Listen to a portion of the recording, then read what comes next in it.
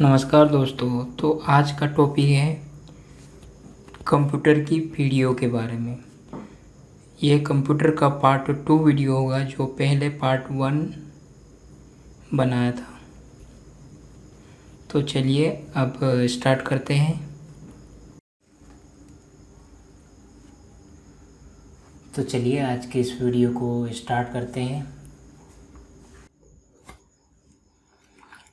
Computer की पीढ़ियों का विकास। कंप्यूटर के विकास के इस क्रम में कई महत्वपूर्ण डिवाइसेस की सहायता से आज तक की यात्रा तय की है। इस विकास के क्रम को हम कंप्यूटर में हुए मुख्य परिवर्तन को देखते हुए कंप्यूटर को हम 5 पीढ़ियों में बांटते हैं। पॉइंटर चालू कर लेता मैं ताकि मैं आप लोगों को बेहतर तरीके से समझा पाऊँ।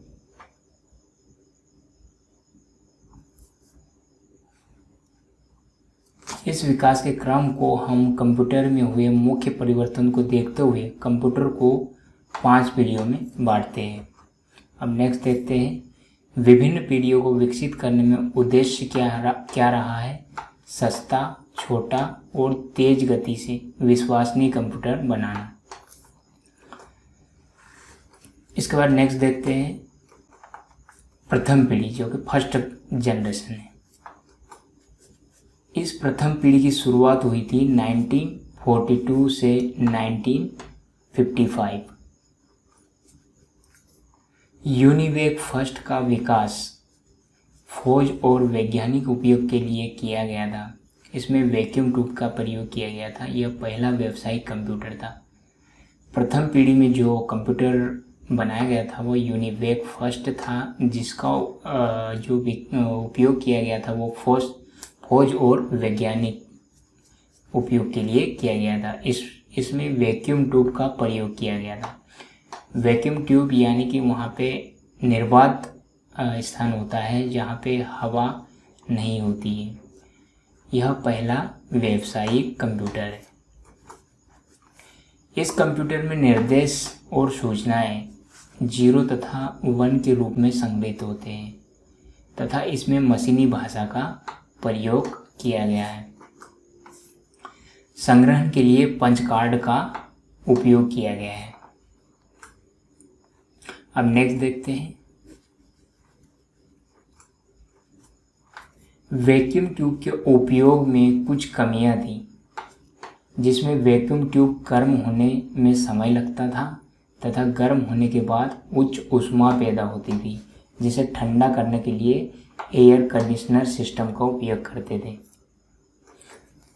जिसमें खर्चा बढ़ जाता था तथा अधिक मात्रा में बिजली खर्च होती थी, जिससे पीढ़ी के कंप्यूटर आम जनता तक नहीं पहुंच पाए। अब नेक्स्ट देखते हैं प्रथम पीढ़ी की विशेषता। निर्वात ट्यूब का प्रयोग, स्टोरेज के रूप में मैग्नेटिक ड्रम का उपयोग, अत्यधिक एयर कंडीशनर का उपयोग, स्लो स्पीड से इनपुट आउटपुट, मशीनी तथा असेंबली भाषा का प्रयोग। अब नेक्स्ट देखते हैं दूसरी पीढ़ी यानी सेकेंड जनरेशन। प्रथम पीढ़ी के बाद 1956 दूसरी पीढ़ी की शुरुआत हुई, जिसमें कंप्यूटर में वैक्यूम ट्यूब की जगह हल्के छोटे ट्रांजिस्टर का प्रयोग किया गया। कंप्यूटर में वैक्यूम ट्यूब की जगह ट्रांजिस्टर का प्रयोग होने से कंप्यूटर की गति एवं विश्वसनीयता बढ़ गई।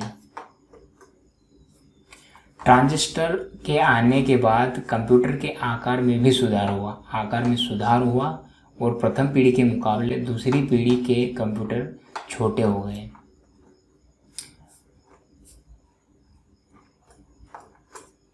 दूसरी पीढ़ी की विशेषताएं, वैक्यूम ट्यूब की जगह क्या ट्रांजिस्टर का प्रयोग किया गया, अधिक तेज और विश्वासपूर्ण हो गया, ऊर्जा की कम खपत हुई,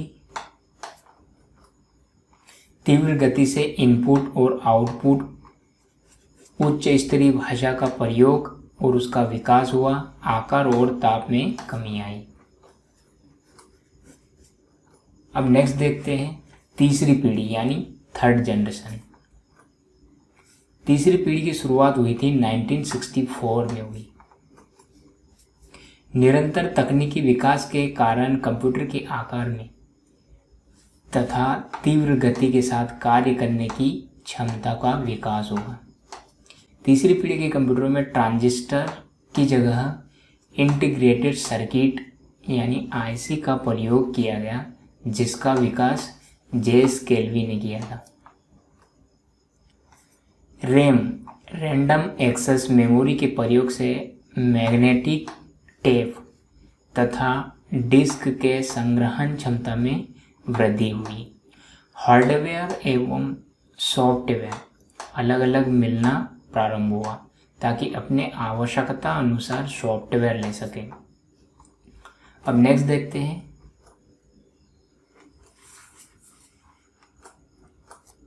तीसरी पीढ़ी की विशेषताएं। इंटीग्रेटेड चिप का प्रयोग। प्रथम और द्वितीय पीढ़ी की अपेक्षा आकार और वजन में कमी। More flexible input output. अधिक विश्वसनीय। इनपुट आउटपुट को नियंत्रित करने के लिए सॉफ्टवेयर उपलब्ध।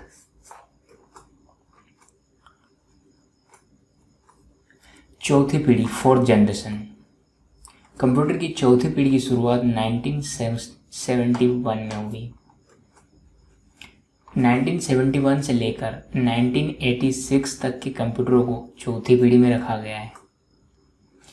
इस पीढ़ी के कंप्यूटर में आईसी की जगह VLSI very large scale integration तथा ULSI ultra large scale integrations का प्रयोग किया गया, जिसमें एक चिप में लगभग लाखों चीज़ों को स्टोर किया जा सकता था। अब नेक्स्ट देखते हैं वीएलएसआई तकनीकी के उपयोग से माइक्रो प्रोसेसर का निर्माण हुआ, जिसके कारण कंप्यूटर के आकार में कमी आई, क्षमता में वृद्धि हुई।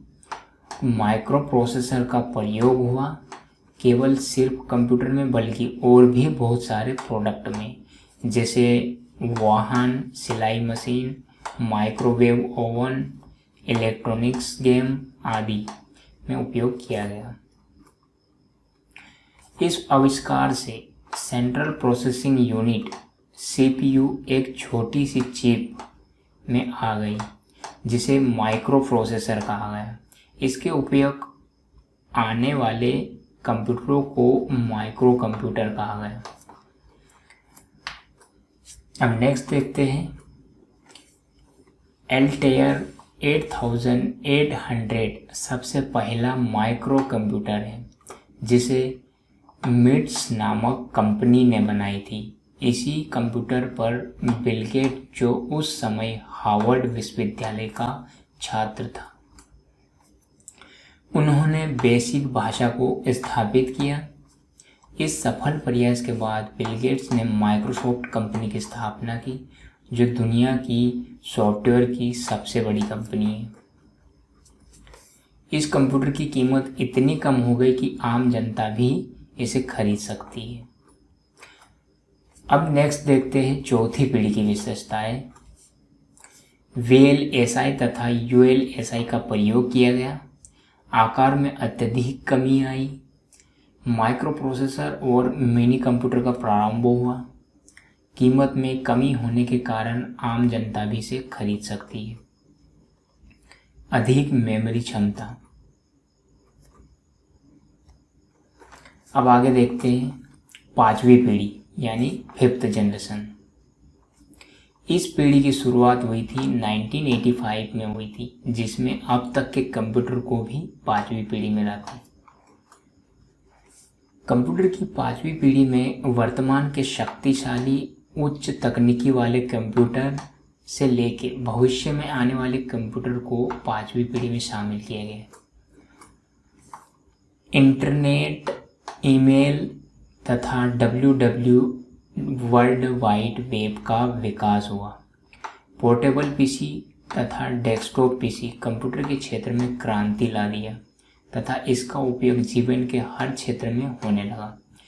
इस पीढ़ी के कंप्यूटर में कंप्यूटर वैज्ञानिक के द्वारा कृत्रिम बुद्धि यानी आर्टिफिशियल इंटेलिजेंस को विकसित करने की कोशिश की जा रही है।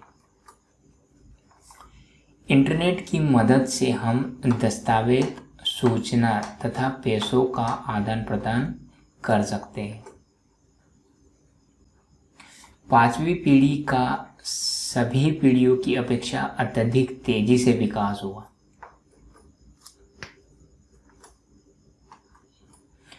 तो दोस्तों आज की इस वीडियो बस यहीं समाप्त करते हैं। आज का जो कंप्यूटर का पार्ट 2 वीडियो था वो समाप्त हो गया है। अब नेक्स्ट और पार्ट 3 वीडियो आएगा।